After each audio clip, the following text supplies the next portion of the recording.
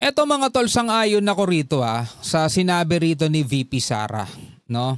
Na hindi lang korupsyon sa flood control, buong 2024 at 2025 budget dapat daw imbestigahan. Pero kulang eh. Imbestigahan na mga tol mula noong 2022, 2023, 2024, 2025, buo na ba 2024 and 2025 lang? Damay na rin pati yung 2022 at 2023, imbestigahan na rin nila, di ba? Di ba? Kasi etong problema mga tol eh. No? Nabalita, 'di ba, yung tungkol sa budget ni VP Sara, yung mga confidential fund niya. So gustong-gusto siyang i-impeach ng mga mabubuti nating kongresista. Na ngayon mga tol kasama rin sila sa gustong imbestigahan sa lifestyle nila. 'Di ba? Tungkol naman dito sa flood control project, 'di ba? Nabalita 'yan eh.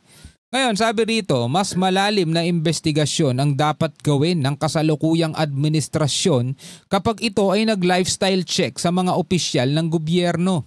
Ayon kay Vice President Sara Duterte, hindi lang flood control projects ang dapat busisiin kundi ang buong budget ng bansa. Masyado silang nakatutok sa confidential fund ni VP Sara na halos doon na mga tol nakafocus ang mata ng mga Pilipino.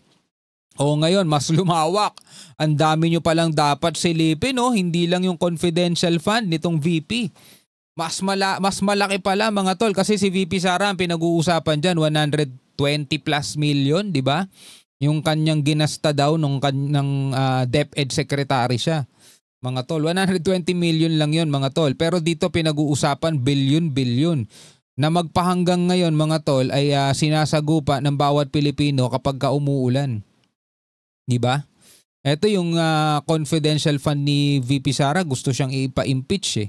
Well, hindi naman tayo tutol dun. Kung talagang nagkasala siya, daanin nila sa tamang proseso yung impeachment. Hindi yung basta sige lang sila ng sige. Yun yung pinuna sa kanila ng Korte Suprema di ba?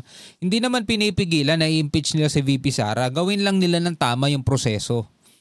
Pero mukhang dapat hindi lang ata si VP Sara ma-impeach dito at dapat maparusahan, no?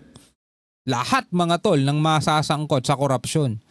Kaya ito, panoorin natin itong balita mula rito sa UNTV News and Rescue.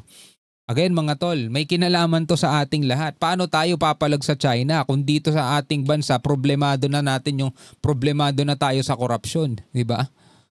Kung seryoso talaga sila, and si BBM alam niya yan kasi governor siya dati, mayor ako dati. Alam nating lahat kung ano yung anomalya, ano yung korupsyon sa budget ng gobyerno, sa projects ng gobyerno.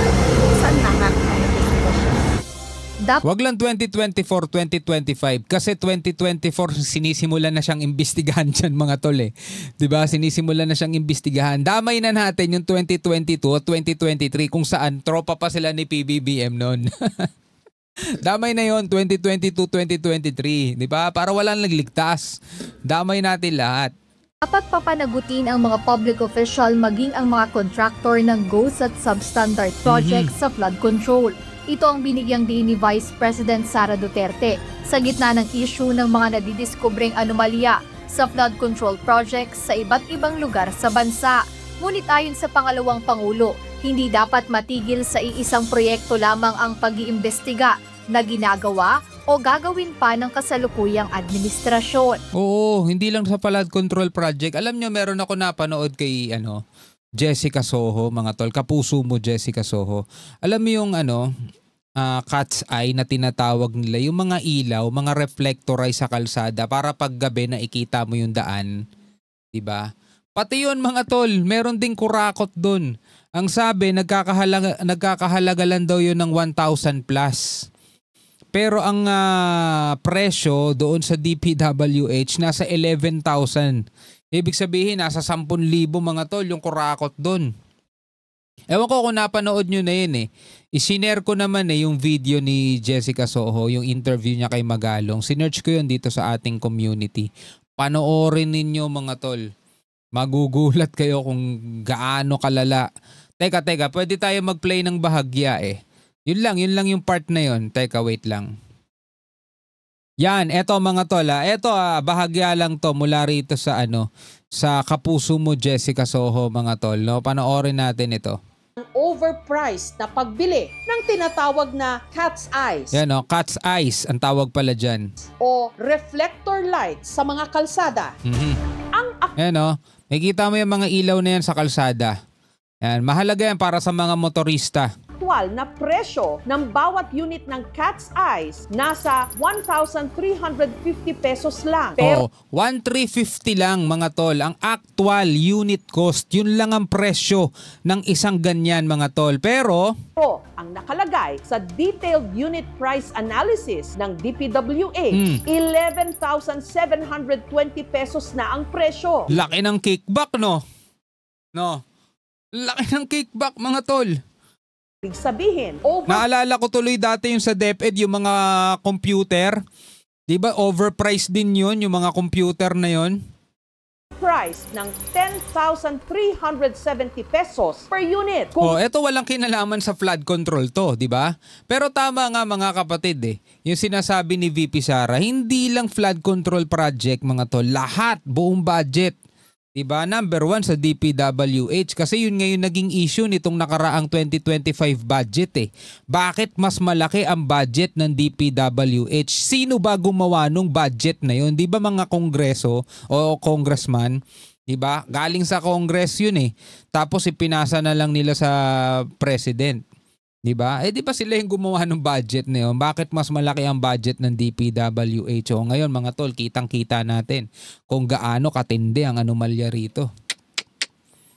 Aniya dapat buksan sa investigasyon ang lahat lalo't higit ang mismong national budget noong taong 2024 hanggang ngayong taong 2025. Kung seryoso talaga ang administrasyon sa paghabol about sa corruption, tingnan nila yung buong budget ng 2024 at ng 2025. Hindi, sama na yung 2022-2023. Diba? Sama na yun. Hindi lang yan, huwag tayo tumigil dyan. Sagutin yung mga blanco doon sa budget. Yan, isa yun, naging issue yun. Noong 2025 budget, may mga blanco daw sabi. Diba? Yun yung naging issue nitong nakaraan mga tol, nitong 2025. Hindi pa tayong questions.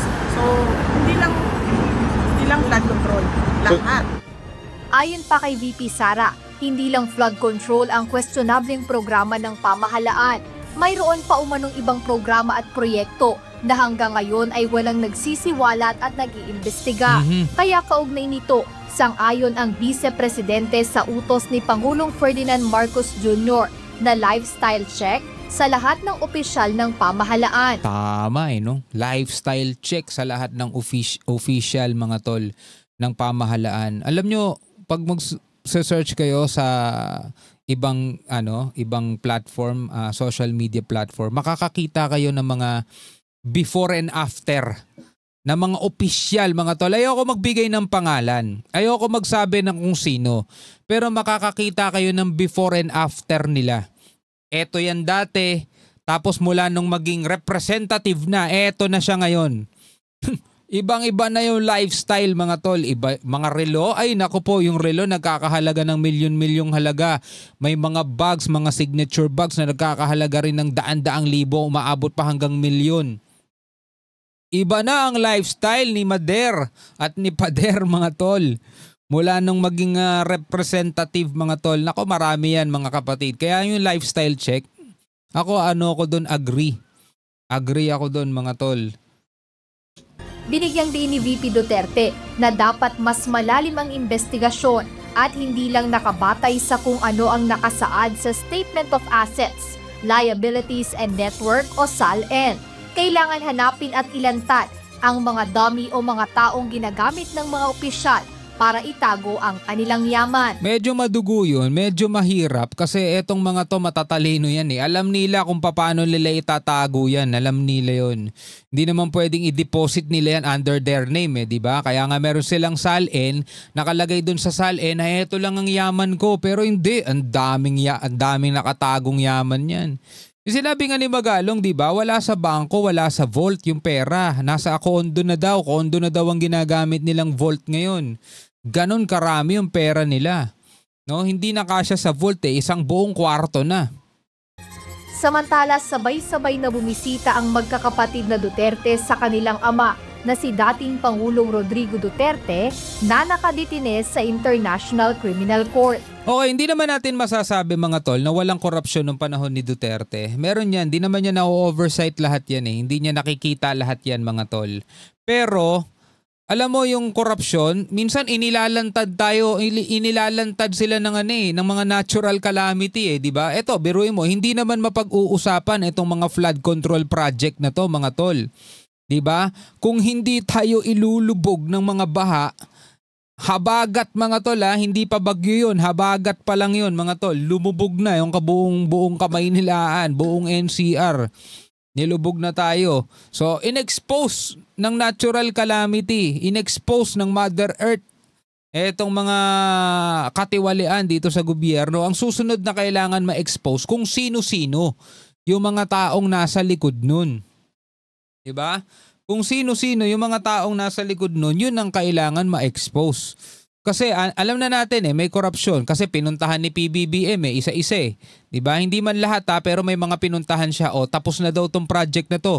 55 million ang nagastos dito. Pero tignan mo, wala ka makita asan dito yung proyektong ginastosan ng 55 million. So alam na, may korupsyon dun mga tol. Diba? Paano lalaman? Dahil bumaha.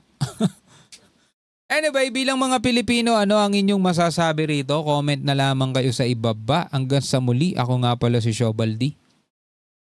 Peace out.